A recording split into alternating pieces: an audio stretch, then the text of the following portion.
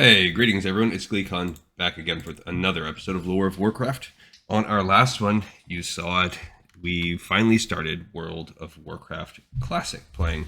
We started off with a character named Erator, who was in my little world-playing mind. This is the half-elven son of Turalian, and in the video I think I said Varisa, but I think it's Illyria's son.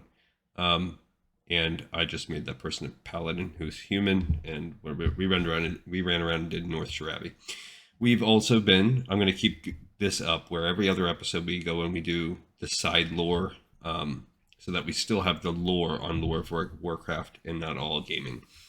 So on this one we're doing the Dungeons and Dragons campaign, and we looked at Feralus, and we're going to push forward and look to Silithus next, so stay a while and listen as we continue with Lands of Mystery, the third chapter with Silithus, as we kind of wrap up the last few zones of Kalimdor. So the population is incredibly small. Very few people live in the entire zone.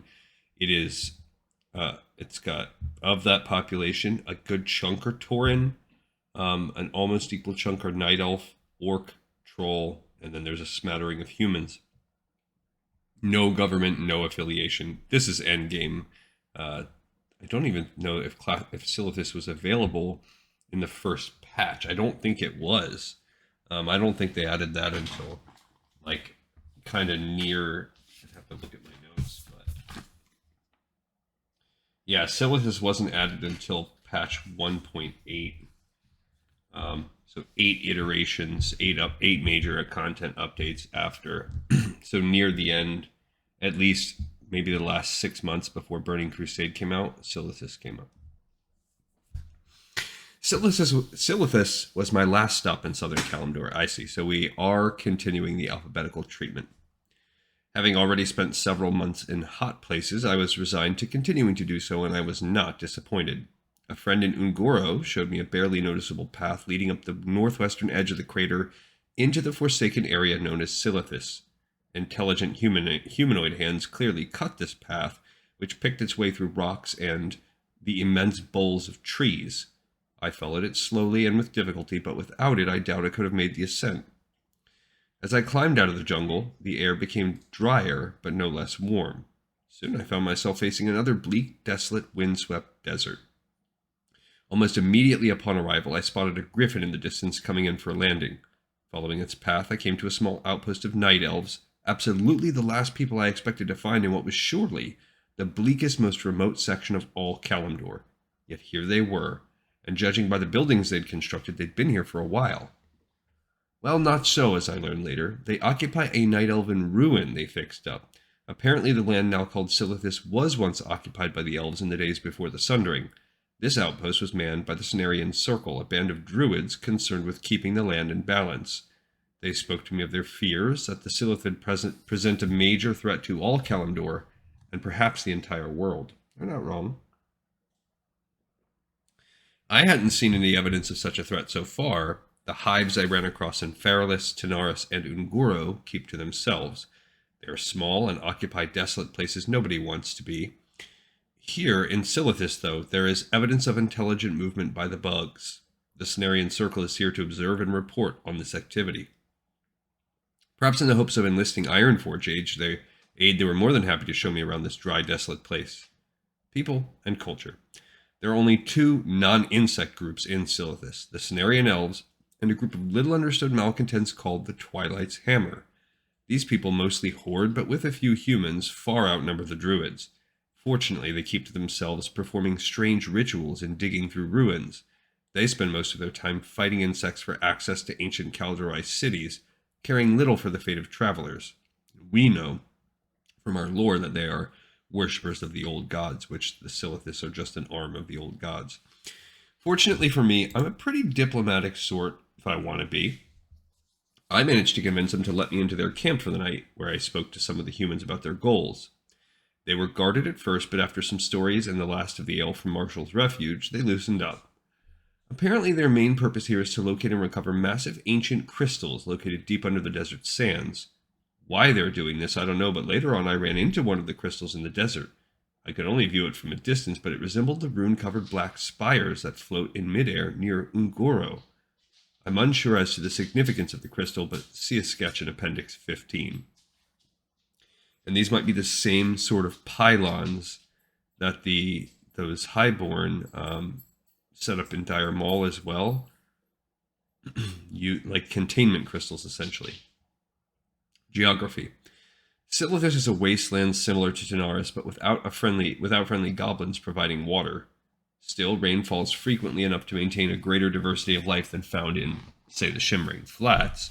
Furthermore, the plant life soaks up and stores water, so travelers can find what they need by harvesting the hardy cacti that dot the landscape. The worst threats in Silithus are the frequent windstorms and towering dust funnels, which form as gusts snake their way through the broken rocks and sheer cliffs that dot the landscape. Worse, rogue air and earth elementals lurk in the corners, striking at living creatures. Fortunately, these creatures stay mostly in the deep desert, away from settlements and cautious travelers. Crystal Veil. Apparently not all of the Twilight's Hammer followers are the skilled warlocks they purport to be. While in the Twilight base camp, I heard a story about this place where a warlock called High Lord Demetrian got a bit greedy raising those crystals I mentioned earlier. Seems he tried to enslave a powerful air elemental called Thunderon, but got himself caught. Now he and his men serve the wind elemental, searching the area for some talisman.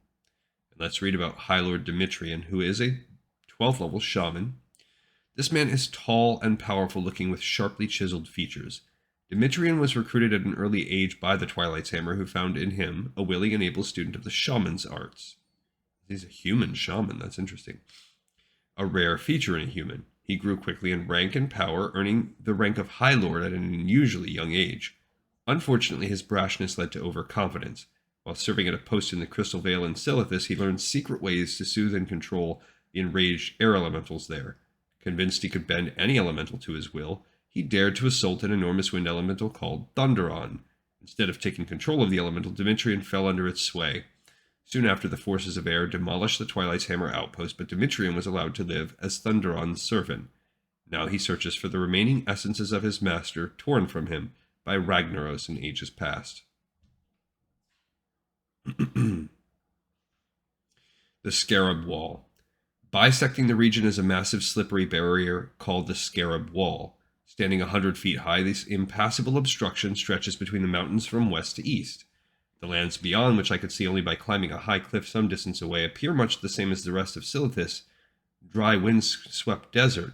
The elves call the area beyond the Scarab Wall Encourage, but I'm not sure what it means. The elves advised I steer clear. That's advice I would have ignored had there actually been a way to breach or climb the Scarab Wall. I can do many things, but taking flight isn't one of them. Someday I'll return with a mage, and we'll both swoop over the wall to unearth some secrets and piss off some ancient evils. Business as usual.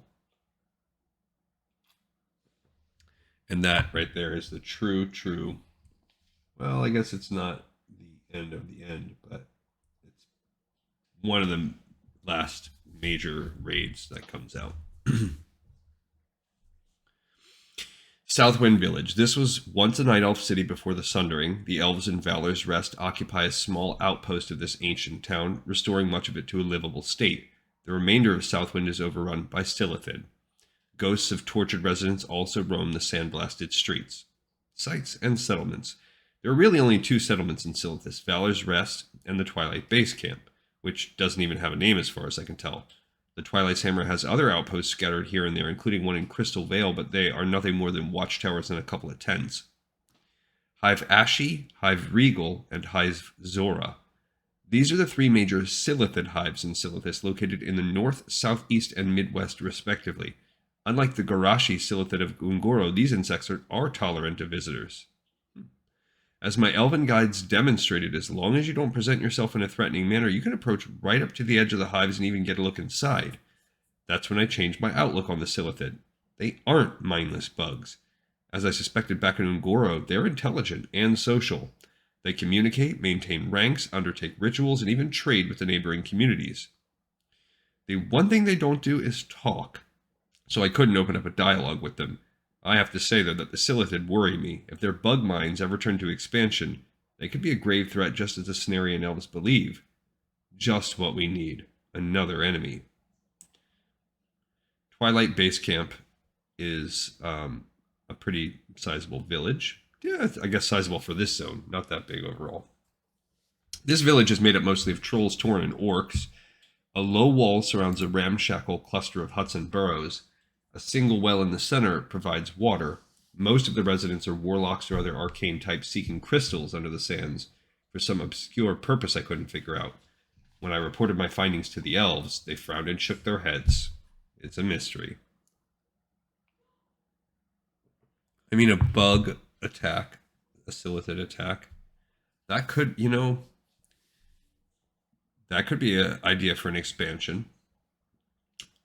For one of our next ones, it could be like the old gods and the bugs, and they reveal this underground world, and then like you have subterranean versions of a lot of the different zones where they have, and they could be whatever, they could be totally different, and look different depending on where they're at. They don't have to be just caves, kind of like Land of the Lost sort of thing. Valor's Rest is a small little camp. This former elven ruin is now occupied almost exclusively by night elves of the Cenarian Circle. From here, they keep an eye on Silithid and Twilight's Hammer activity, sometimes venturing into nearby ruins. They're also the ones who cut the path down into Ungoro, the path I followed on my way out, chiefly to aid in resupplying themselves. I guess eating Silithid meat just isn't all that appealing. History. Now, what I'm about to tell you is all secondhand information and speculation based on notes I dug out of Kaldorei books from various libraries. So don't quote me, but this history is as accurate as I can get. Long ago, before the Sundering, there were two troll empires, the Gurubashi and the Amani. I've located Gurubashi ruins in Stranglethorn Vale, so I know there's some truth to this. Anyway, at some point in their history, the trolls found themselves threatened by an insect race called the Ajakir. Eventually, the trolls beat back the creatures and split them into two factions, the Nerubians in the north and the Karaji to the south. The Nerubians eventually faced the Lich King in Northrend, and the Karaji fought the Night Elves in Silithus after the Sundering. The Elves won, but the land was blasted by the war, and the elven towns were left in ruins. Thus you have the smashed remnants of Southwind and several other smaller elf villages scattered throughout the region. After this, I can only speculate. I know for certain that the Silithid are not the same as the Karaji, which the tales have it walked upright like men. The Scarab Wall was built either by the elves to keep the surviving Karaji out, or by the Karaji to keep themselves safe from the elves. Nobody knows, or remembers. The elves of the Cenarian Circle think the Silithid aren't just intelligent, they're part of some sort of grand plan by the Karaji, or some other as yet unknown force. Adventures. As with any desert, you'd better bring along a supply of water if you expect to survive. I wouldn't count on a lot of hospitality from the natives, either. The elves keep to themselves and the Twilight's Hammer won't give up supplies cheaply. You're on your own in this place. But you could have an adventure called Crystal Collecting. Word has traveled about the mysterious crystals the Twilight's Hammer collects, and a group of mages from Dalaran want a sample or two to find out what's so important about the huge things. They dispatch the heroes to acquire a few chunks of Silithus crystal. Certainly, the Twilight's Hammer won't give up such a sample without a fight. Or will they? All right, we got another one of those down. There's a lot, I think, that's been elaborated upon and from this zone. Okay, we got another episode in the pipe, 5x5. Thank you, everyone, so much for watching and for listening, and I will see you next time on Lore of Warcraft.